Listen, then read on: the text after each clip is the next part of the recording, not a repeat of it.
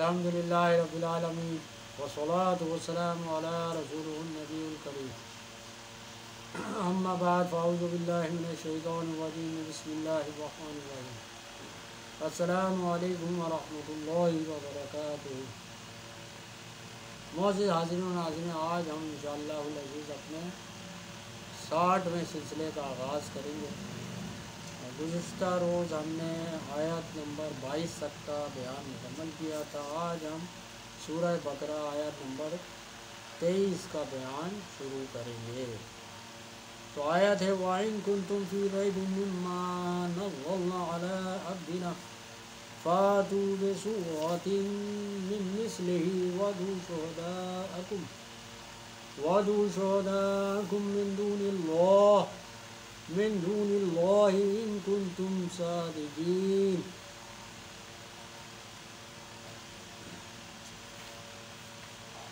اور اگر تمہیں کچھ شک ہو اس میں جو ہم نے تو اپنے خاص بندے پہ اتارا تو اس جیسی ایک صورت تو لے آؤ اور اللہ کے سوا اپنے سب حمایتیوں کو بلا لو اگر تم سچے ہو۔ تو مفتی صاحب فرماتے ہیں کہ ان آیاتوں کا گزشتہ آیات کے ساتھ چند طرح تعلق ہے۔ تو پہلے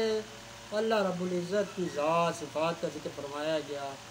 جس سے ان لوگوں کی تردید ہو گئی جو حق تعالیٰ کی ذات یا صفات میں شرک کرتے تھے یا کسی اور کو اس کا اندر دخل دیتے تھے۔ اب نبوت کا ذکر فرمایا جا رہا ہے تاکہ نبوت کے منکرین کی تردید ہو جائے کہ جس طرح تعالیٰ نے اپنی پہچان اپنی مخلوق کے ذریعے کروائی اسی طرح نبی کی پہچان بذریعہ کتاب کروائی۔ دوسرے یہ کہ اس سے پہلے بندوں کو عبادت کا حکم دیا گیا اور عقل انسانی مقبول اور غیر مقبول عبادتوں میں فرق نہیں کر سکتی تھی۔ اب بتایا جا رہا ہے کہ مقبول عبادت کون سی ہے۔ تو بندوں کو ضرورت تھی کہ حق تعالیٰ اپنی مقبول عبادت کا طریقہ بتائے اور یہ تعلیم صرف اسی طرح ممکن تھی کہ اس کی طرف سے کوئی قانونی کتاب بندوں کو مل جائے جس کا کتاب اللہ ہونا کھلی ہوئی دلیل ثابت ہو۔ تیسرا یہ کہ اس آیت میں پہلے بندوں کو تو خدا تک پہنچنے کا حکم دیا، یعنی اس آیت سے پہلے اللہ رب العزت تک راستہ اس کی ہدایت اور اس منزل مقصود تک پہنچنے کا راستہ دکھایا گیا، اور اب یہ بتایا جا رہا ہے کہ بندو تم ادنا ہو اور ہم اعلیٰ اور تمہاری پہنچ ہم تک نہیں ہو سکتی، اس لیے درمیان میں ایک واسطہ یعنی رسالت یا نبوت کا تمہاری پہنچ تک رکھا جا رہا ہے، اور نبوت ثابت کرنے کے لیے عربوں کے مزاج کے مطابق دلیل فرمائی گئی۔ بہرحال یہ آیت کتاب اور نبوت دونوں کے متعلق دلیل فراہم کرتی ہے۔ چوتھے یہ کہ پہلی آیتوں میں اللہ تعالیٰ کی ان نعمتوں کا ذکر تھا جو آسمانی تھی، اور اب ان باطنی نعمتوں کا بیان کیا جا رہا ہے جو کہ اللہ رب العزت نے ایمانی تقوی کے ساتھ ہمارے دل میں پیدا فرمایا۔ تو مفتی صاحب اس کی تفصیل شروع کرتے ہیں اور فرماتے ہیں کہ وَإِن كُنتُم میں ان شک کے لیے موقع پہ استعمال کیا جاتا ہے، ہم نے پہلے بھی بتایا، اور کفار اس میں لازماً شک کرتے تھے، اسی لیے یہاں پہ ان سے آغاز کیا گیا، اور مخالفین کی جماعت کو یہ دعویٰ کیا گیا کہ اگر تم ہمیں جھوٹا ثابت کرتے ہو، ہماری دعوت کو، ہماری دین کو، ہماری تعلیمات کو، تو اگر تم اپنے دعوے میں سچے ہو تو پھر تم ہمارے دلائل پہ غور کرو، اور یہاں وہ دلائل بیان کیے جائیں۔ تو اس لیے ان کنتم سے اس آیت کا آغاز کیا گیا۔ ریبن فی ریبن میں ریب کے معنی ہم پہلے بیان کر چکے ہیں کہ جہاں شک موجود ہو، کیونکہ ان کے دلوں میں شک تھا اسی لیے فرمایا گیا کہ اب تم شک میں نہ رہو، جس سے معلوم ہوا کہ یہ شک ایک عارضی بیماری ہے جس میں اگر کوئی شخص مبتلا ہو جائے تو وہ اس سے نکل سکتا ہے۔ آگے فرمایا مما نزلنا، یعنی یہ تنزیل کے معنی میں ہے، جس کے معنی ہے آہستہ آہستہ اترنا۔ تو چونکہ کفار عرب یہ بھی اعتراض کرتے تھے کہ اگر حضور علیہ السلام کے اوپر کوئی کتاب اللہ نازل ہوئی ہے تو وہ پوری کی پوری کیوں نہیں نازل ہوتی، وہ تھوڑی تھوڑی یا وقفے وقفے سے کیوں نازل ہوتی ہے؟ جیسے ایک شاعر کے اوپر کلام نازل ہوتا ہے، 2 اشعار، 3 اشعار، 4 اشعار، تو اسی طرح شاید حضور علیہ السلام پہ بھی یہ کوئی آمد ہوتی ہے اور یہ اسی طریقہ کا کلام ہے اور وہ پھر لوگوں کو سنا دیتے ہیں۔ تو وہ شک دور کرنے کے لیے بھی یہاں پہ انزلنا فرمایا گیا، اور فرمایا گیا کہ آہستہ آہستہ اترنے پہ اگر شک ہے تو آئندہ کی دلیل پہ غور کرو۔ الا عبدنا فرمانے کے اندر یہ حکمت تھی کہ اس میں بھی کفار عرب کے دوسرے شبہ کا ذکر ہے، کہ وہ اس بات پہ بھی شبہ کرتے تھے کہ آمنہ کے لال حضرت عبداللہ کے بیٹے کے اوپر جو کہ یتیم ہیں اور عرب کے اندر ایسے کوئی مال دولت والے ان کی شخصیت نہیں ہے، اور ایک عام سے خاندان میں، خاندان تو آپ کا ایک خاص تھا ہاشمی خاندان، لیکن وہ جو مال دولت کے لحاظ سے وہ سمجھتے تھے کہ ان کی اتنی استطاعت نہیں ہے کہ ان کو اللہ تعالیٰ اپنا نبی بنا لے، تو اس لیے بھی یہاں اب دینا سے یہ آیت شروع کی گئی کہ اللہ رب العزت نے حضور علیہ السلام کو خاص بنا کے اپنا رسول بنایا۔ تو آپ صلی اللہ تعالیٰ علیہ وسلم کے پاس نہ مال تھی نہ دولت تھا، لیکن آپ کے پاس جو علم تھا اس علم کی وجہ سے آپ کو افضل قرار دیا گیا اور آپ کو رسالت کے عہدے پہ اللہ رب العزت نے فائز فرمایا۔ تو علم فرمایا گیا کہ اگر تمہیں اس ذات کریم پر قرآن کے اترنے پر شک ہے تو مذکورہ علاج کرو، گویا یہ آیت بہت سی بیماریوں کا علاج ہے۔ خیال رہے کہ یہاں رب کی عطا اور حضور کا ذکر ہے، تو یہاں حضور کو عبد فرمایا کہ بندے کا کام مولا سے لینا ہے، اور حضور علیہ السلام اللہ کے خاص بندے ہیں، اور یہ اللہ کی شان ہے کہ اس نے اپنا خاص بندہ آپ کو بنا لیا۔ نیز حضور کی ہر ادا اللہ کی ربوبیت کا پتہ دیتی ہے، تو لہٰذا عبداللہ ہونا حضور کی بڑی صفت ہے۔ آگے فرمایا جا رہا ہے فاتوا بسورۃ، سورج یا سور سے بنا یا سور سے بنا، یعنی اس کا واو یا تو اصلی ہے یا حمزہ کے ساتھ بدل گیا۔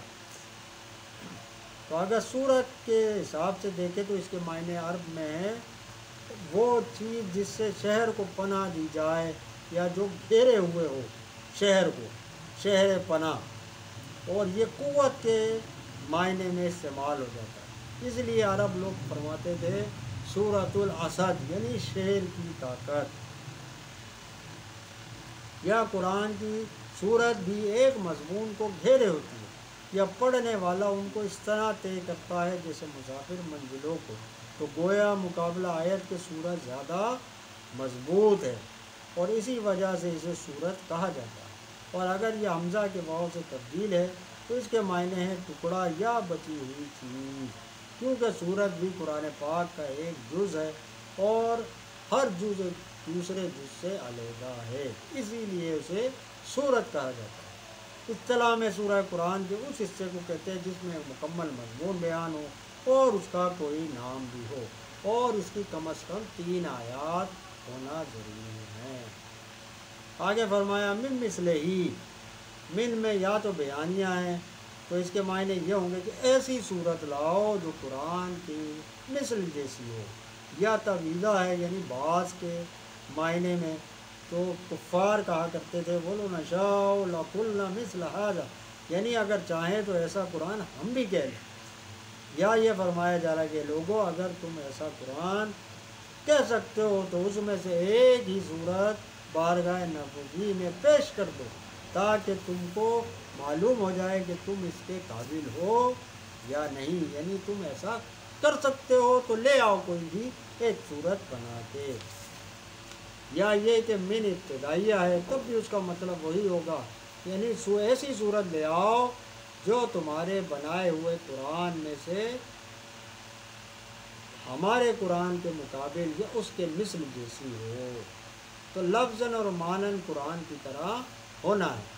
مثل سے یہی مراد، یعنی وہ صورت لاؤ جس کی عبارت، اس کا مضمون، فصاحت، بلاغت اور اس کی خبریں بھی ویسی ہی ہوں جیسے قرآن دیتا ہے۔ اس سے معلوم ہوا کہ قرآن کریم کی طرح کوئی شخص بھی کلام بیان نہیں کر سکتا، اور یہ کلام بے مثل ہے۔ تو مثل ہی کی ضمیر میں دو احتمال ہے، ایک یہ ہے کہ ماں کی طرف لوٹے تو آیت کے معنی یہ ہوں گے کہ قرآن کی طرح ایک صورت لاؤ، اور اگر اس کی قرآن کا بے مثل ہونا ثابت ہم نے کر دیا تو اگر یہ بے مثل ہی میں ماں عبد کی جانب لوٹے تو معنی یہ ہوں گے کہ ایسی صورت لاؤ جیسی حضرت محمد مصطفیٰ صلی اللہ تعالیٰ علیہ وسلم جیسی ہستی پہ ہم نے نازل فرمائی۔ تو اب ایک ایسی صورت لے کر آؤ کہ جس کا آج تک پیدا ایسی صورت بنوا کے لاؤ جو کہ کسی ایسے ہی آدمی پہ نازل ہوئی ہو جو حضور صلی اللہ تعالیٰ علیہ وسلم جیسا ہو، اور یہ دونوں باتیں ناممکن، تو لہٰذا تمہیں ایسا کوئی بندہ ہی نہیں ملے گا اور نہ تم ایسا قرآن لا سکو گے۔ تو اس آیت سے حضور علیہ الصلوۃ والسلام کا بے مثل اور بے نظیر ہونا بھی ثابت ہوتا ہے۔ حضور کی بے مثلی کی تحقیق ہم مزید اپنی کتاب میں کر آئے ہیں، اور آگے کا جو آیت قل انما انا بشر مثلکم میں کریں گے۔ یہاں صرف اتنا عرض کر دیتے ہیں کہ حضور علیہ الصلوۃ والسلام جیسا ایمان میں، اعمال میں، دین میں، دنیا میں، احکام میں، ظاہر میں، باطن میں، غرض کسی وصف میں بھی کوئی ان کی مثل نہیں۔ وَذُو شُہَدَاءَ حکم میں شہداء کی جمع ہے شہید، شہید کی جمع ہے جس کے معنی حاضر،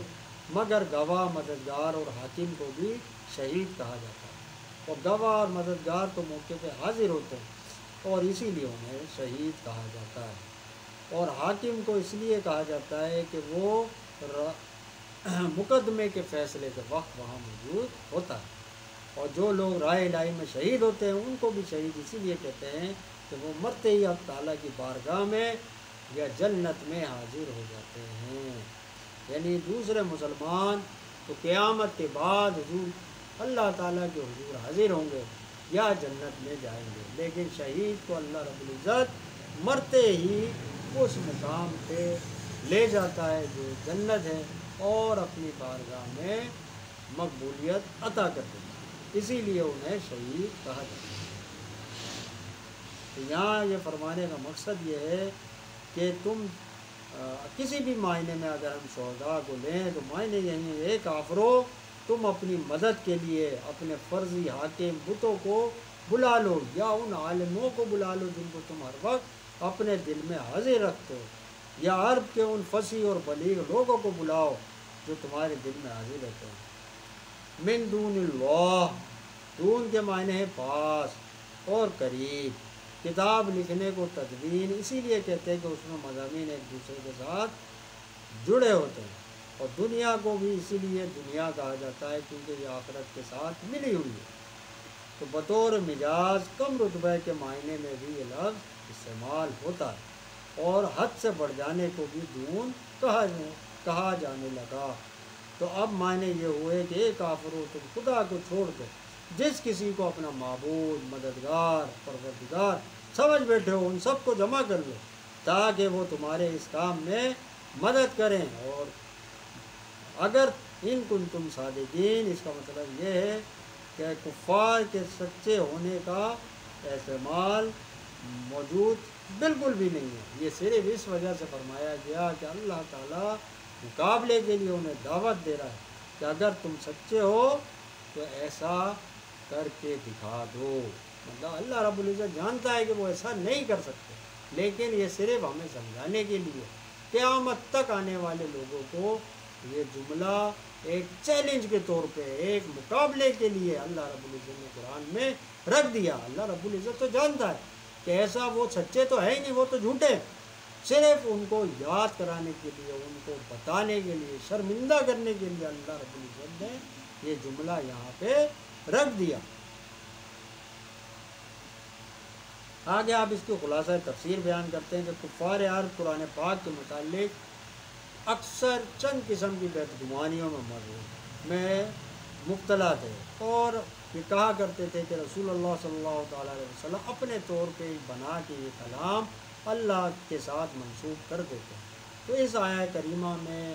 یہ دلیل دی گئی کہ اگر یہ انسانی کتاب ہوتی تو تم اس جیسی کوئی کتاب بنا لو، تو کوئی شخص ایسی فطرت ہی نہیں رکھ سکتا کہ جو اس جیسی کوئی مثال بنا لے، کیونکہ انسانی چیزیں یا مصنوعی چیزوں کی تو پہچان موجود ہوتی ہے اور ہم ان کی نقل بنا سکتے ہیں، جو چیزیں انسان بناتا ہے ان کی نقل بن سکتی ہے، لیکن جو چیز ہے ہی اللہ رب العزت کی طرف سے نازل کردہ، اس کی مثال تم کیسے بناؤ گے؟ تو یہ اللہ رب العزت نے ایک دلیل بتائی انہیں کہ اگر یہ رب کا کلام نہیں ہے، آسمان سے اتارا ہوا نہیں ہے، تو پھر اس جیسی کوئی بنا کے لے آؤ، ایک صورت ہی بنا کے لے آؤ، تو وہ نہیں بنا سکتا، اور انہیں ماننا پڑا کہ یہ کلام الہی ہے۔ تو انسان ہر چیز کا نقل یا اس کی مثل تو بنا سکتا ہے، کیونکہ وہ اسی نے بنائی ہوتی ہے، لیکن جیسے فطرت میں مخلوقات ہیں، جو چیزیں اللہ رب العزت نے بنائی، ان کا جیسا بھی ایک معمولی مچھر، چیونٹی یا کوئی معمولی سا حقیر سا کیڑا بھی انسان آج تک نہ بنا سکا ہے، نہ قیامت تک بنا سکے۔ تو جب وہ نہیں بنا سکتے تو ہم کیسے دعویٰ کر سکتے ہیں کہ ہم جو کلام اللہ کا کلام ہے اس جیسی کوئی مثال، اس جیسا کوئی نمونہ، اس جیسی کوئی نقل ہم بنا سکتے ہیں؟ تو یہ نہ کبھی ہوا ہے، نہ قیامت تک ہوگا۔ تو اسی قاعدے سے یہاں ارشاد ہو رہا ہے کافرو، اگر تم کو ہمارے قرآن کی کتابیں لائی ہونے میں اور حضور علیہ الصلوۃ والسلام کے پیغمبر خدا ہونے میں شک ہے، تو اور کوئی معجزات تو کیا، صرف اس کلام الہی کا مقابلہ کر دو، کیونکہ حضور علیہ الصلوۃ والسلام بھی انسان ہی ہیں، اور تمہارے ملک میں پیدا ہوئے، اور تمہارے سامنے ہی پل بڑھ کے جوان ہوئے، اور تمہیں معلوم ہے کہ انہوں نے بظاہر کسی سے علم حاصل نہیں کیا، تمہارے درمیان ہی رہے، اور اہل علم اور تاریخ دانوں کی انہوں نے کوئی صحبت نہیں اٹھائی، اور حضور علیہ الصلوۃ والسلام نہ تو علماء کی صحبت میں رہے، نہ انہوں نے مورخین کی کتابیں دیکھی، بلکہ ان کی ابتدائی پرورش تو ایک معمولی سی گاؤں میں حلیمہ دائی کے گھر میں ہوئی، جہاں کے علم کی روشنی بالکل نہیں تھی۔ پھر شروع عمر سے ہی آپ عبادت، ریاضت، کوشش نشینی میں مشغول رہے، اور تم ان میں اور اپنے آپ میں اس قدر فرق جانتے ہو، تو اب تم کو اعلان عام ہے کہ اگر وہ تو اکیلے سارا قرآن تمہیں پڑھ کے سناتے ہیں، اور تمہارے سارے ملک کے علماء، فضلاء، شعراء، دانشور، فصحاء، بلغاء کو بلا کے لاؤ اور اس کے مقابلے کی صرف ایک چھوٹی سی صورت پیش کر دو، اگر تم یہ مقابلہ کر سکتے ہو تو مان لیں گے کہ تم یہ اللہ کے نبی نہیں ہیں، تو سمجھنا قرآن خدائی کتاب ہے، اور اگر تم سب مجبور ہو جاؤ تو یہ سمجھ لینا کہ قرآن کسی انسان کی تخلیق نہیں بلکہ اللہ رب العزت نے اسے خود خلق کیا۔ پھر آپ یہاں پہ قرآن پاک کی چند خوبیاں بیان کرتے ہیں کہ جیسے اکثر شعراء کا کلام اعلیٰ ہوتا ہے، مگر اس کے اندر مبالغہ، جھوٹ اور ایسی باتیں کی جاتی ہیں جو کہ انسانی یا تو فکر سے بہت آگے کی ہوتی ہیں، یا انسانی کوشش سے بہت زیادہ آگے کی ہوتی ہیں، اور وہ چیزیں ہوتی ہیں جن کو ہم عام زندگی میں نہیں کہہ سکتے، نہیں کر سکتے، تو وہ لوگ اپنے لفظوں میں، کلموں میں، عبارت میں، شعروں میں ایسی باتیں کہہ کے لوگوں کو خوش کرتے ہیں، تو ان کا مقصد لوگوں کو خوش کرنا ہوتا ہے، اور اس میں وہ جھوٹ، مبالغہ اور ہر قسم کا استعمال کرتے ہیں، مگر ہم قرآن پاک کو دیکھیں تو اس میں شروع سے لے کے آخر تک کسی جھوٹ کی، مبالغہ رائے کی کوئی ملاوٹ نہیں، لیکن جب بھی کوئی قرآن پاک کو سنتا ہے تو تڑپ اٹھتا ہے۔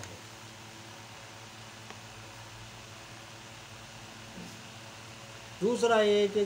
دیکھی ہوئی چیز کی خوبیاں تو اکثر لوگ بیان کر لیتے ہیں، مطلب لوگوں کے مضمون میں، کلام میں، بیان میں آپ کو ان چیزوں کا بیان تو بہت اعلیٰ اور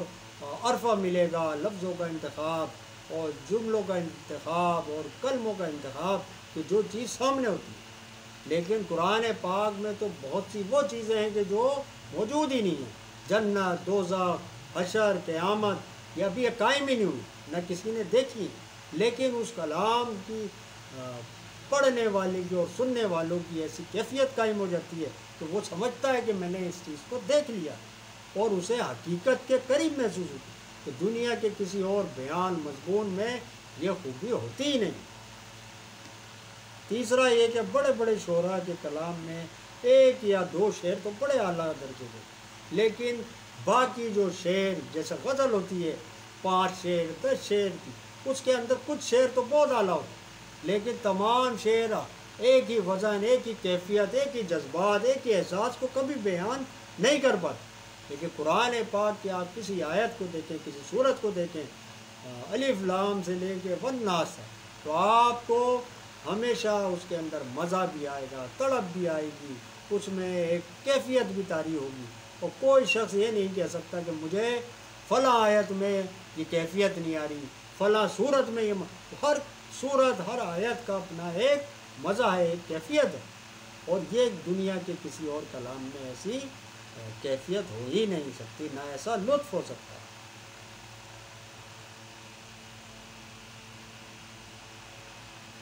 پھر اکثر کلام ہم یا تو ایک دفعہ سن لیں، 2 دفعہ سن لیں، اس سے زیادہ ہمیں اس کو پڑھ کے یا سن کے مزہ ختم ہو جاتا ہے۔ قرآن کو آپ ہزاروں دفعہ پڑھیں،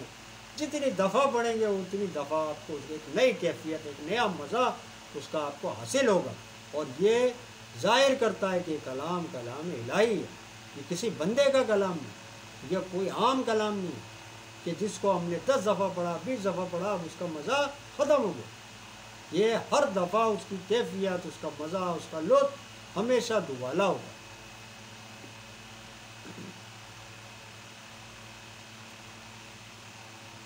لیکن 5ویں مثال یہ دیتے ہیں مفتی صاحب کہ اکثر شعراء خطبہ اپنے بیان میں کچھ چیزوں کو بہت خوبصورتی کے ساتھ بیان کرتے ہیں، اور کچھ چیزوں کو وہ چھوڑ دیتے ہیں کہ یہ ہم اگر بیان کریں گے اس مضمون کو تو ہمارے بیان کا، ہمارے کلام کا وہ جو سرور اور جو کیفیت ہے وہ ختم ہو جائے گی۔ لیکن قرآن ہر قسم کی خبر بیان کرتا ہے، احکامات بھی نازل کرتا ہے، خبریں بھی دیتا ہے، وعیدیں بھی نازل کرتا ہے، عذاب سے بھی ڈراتا ہے۔ ہر قسم کا آپ کو مضمون قرآن میں ملے گا، اور ہر قسم کے مضمون کے ہوتے ہوئے اس میں کبھی نہ تو لطف میں، نہ مزے میں، نہ کیفیت میں آپ کے کوئی کمی نہیں ہے، ایک جیسا آپ کو محسوس ہو۔ پھر 6واں نقطہ مفتی صاحب بیان کرتے ہیں کہ دنیا کے جتنے کلام ہوں وہ کلام آپ کو ایک وقت ایک کیفیت میں مزہ دیتے ہیں، کچھ کلام خوشی کے ہوتے ہیں، کچھ کلام شادمانی کے ہوتے ہیں، کچھ کلام سرور اور مستی کے ہوتے ہیں، کچھ کلام غم اور دکھ کی کیفیت کو اظہار کر رہے ہوتے ہیں، کچھ کلام اس کیفیت کے ہوتے ہیں کہ جس میں آدمی اداسی کی حالت میں چلا جاتا ہے۔ لیکن قرآن پاک کا آپ مزاج دیکھیں کہ آپ اسے خوشی میں بھی پڑھ سکتے ہیں، آپ اسے غم میں بھی پڑھ سکتے ہیں، آپ اسے سرور میں بھی پڑھ سکتے ہیں۔ آپ جس کیفیت میں قرآن کو پڑھیں گے آپ کو وہ کیفیت حاصل ہوگی، آپ کو یہ محسوس نہیں ہوگا کہ میں کس کیفیت میں ہوں اور قرآن مجھے کیا کیفیت دے رہا ہے۔ قرآن ہر مزاج کے مطابق اس کو کیفیت اور احساس اور جذبات کو بیان کرتے ہیں۔ 7واں نقطہ بیان کرتے ہیں کہ قرآن کریم سارے علموں کی اصل ہے، یعنی قرآن کے اندر صرف خبریں، احکامات، وعیدیں یہی نہیں، بلکہ اس کے اندر جو علوم اللہ پاک نے جمع فرما دیے کہ اس کے اندر گرامر، عربی لینگویج، نحو، صرف اور علم نحو صرف کلام، فقہ، لغت، زہد، عبادات، شریعت، طریقت، ہر قسم کے علموں کو اللہ رب العزت نے جمع فرما دیا۔ تو جو شخص جس فیلڈ کا ہو وہ اپنی فیلڈ کے مطابق اس کے اندر سے نکات، فوائد اور علوم نکالتا رہتا ہے، اور قیامت تک نکالتے رہیں گے، وہ کبھی ختم نہیں ہوں گے۔ کوئی شخص یہ نہیں کہہ سکتا کہ میرے فیلڈ، میرا علم یا میری جو کیٹیگری ہے، میرے جو جس چیز میں میری اسپیشلائزیشن ہے، اس کے بارے میں تو قرآن میں وہ ہے ہی نہیں، ایسا ہو ہی نہیں سکتا۔ دنیا کی کسی کیٹیگری کا اسپیشلائزیشن کا شخص ہو، اس کو اپنی علم کے مطابق، اس کو اپنی فیلڈ کے مطابق، اس کو نکات، اس کے فوائد، اس کے حوالے، اس کے بارے میں معلومات قرآن میں سے لازماً ملے گی، کیونکہ قرآن میں اللہ رب العزت نے تمام علوم کو جمع فرما دیا۔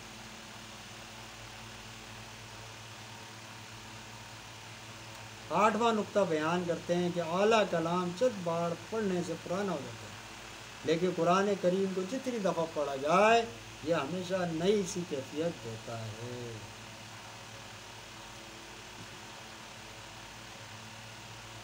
پھر اگلا نقطہ بیان کرتے ہیں کہ اس کے اندر ظاہری، باطنی انسانیت کے لیے تمام فوائد کو اللہ رب العزت نے جمع فرما دیا۔ بیماریوں کا علاج، روحانی بیماریوں کا علاج، جسمانی بیماریوں کا علاج، ہر چیز آپ کو اس کے اندر ملے گی۔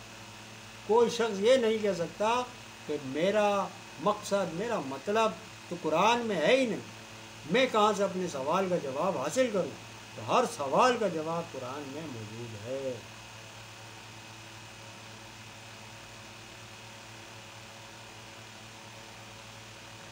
پھر آخری نقطہ بیان کرتے ہیں کہ دنیا کے اکثر علوم جو لوگ حاصل کرتے ہیں وہ صرف اس لیے حاصل کرتے ہیں کہ ہم یہ علوم حاصل کر کے قرآن کی تحقیق کر سکے، قرآن کا علم حاصل کر سکے۔ تو قرآن کا علم حاصل کرنے کے لیے آپ کو بہت سے علوم کو سیکھنا پڑتا ہے، اور یہ ظاہر کرتا ہے کہ ایک عام کلام نہیں ہے، کہ کسی انسان کا کلام نہیں ہے کہ جو ایک صرف زبان کو سیکھ کے یا کسی ایک استاد کی شاگردی اختیار کر کے آپ اس کلام کو سمجھ لیں گے۔ آپ کو اس کو سمجھنے کے لیے بہت سے علوم درکار ہیں، بہت سی اساتذہ کی شاگردی آپ نے اختیار کرنی ہے، تب جا کے ان علوم کو آپ جب استعمال کریں گے تو قرآن کی سمجھ آپ کو عطا کی جائے۔ آخر میں آپ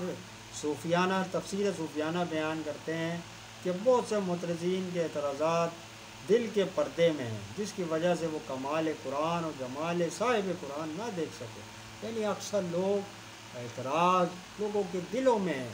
کبھی وہ اعتراض حضور علیہ السلام پہ کرتے ہیں، کبھی وہ اعتراض کلام اللہ پہ کرتے ہیں، لیکن انہوں نے کبھی وہ جمال مصطفیٰ دیکھا ہی نہیں، انہیں وہ کبھی نور قرآن عطا ہی نہیں ہوا، دکھا ہی نہیں، تو وہ اس لیے ہمیشہ دھوکے میں رہے۔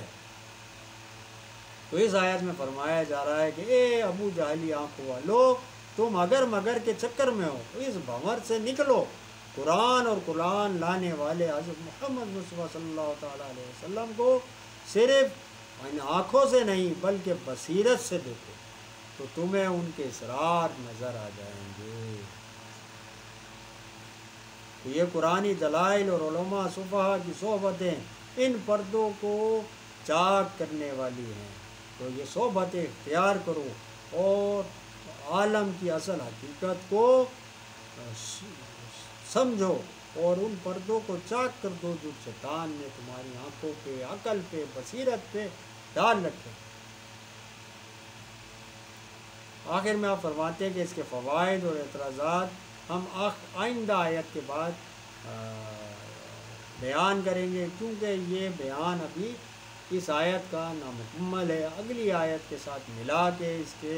فوائد اور اعتراضات وغیرہ کے جوابات اگلی آیت کے ساتھ یعنی آیت نمبر 24 کے ساتھ بیان کریں گے۔ تو یہاں آیت نمبر 23 کا بیان مکمل ہوتا ہے، اگلی آیت آیت نمبر 24 اس کا بیان ہم انشاءاللہ العزیز اپنے کل کے سلسلے میں کریں گے۔ اللہ رب العزت سے دعا ہے کہ ہمارے پڑھنے کو، آپ کے سننے کو اپنی بارگاہ میں قبول و منظور فرمائے۔ وما علینا الا البلاغ۔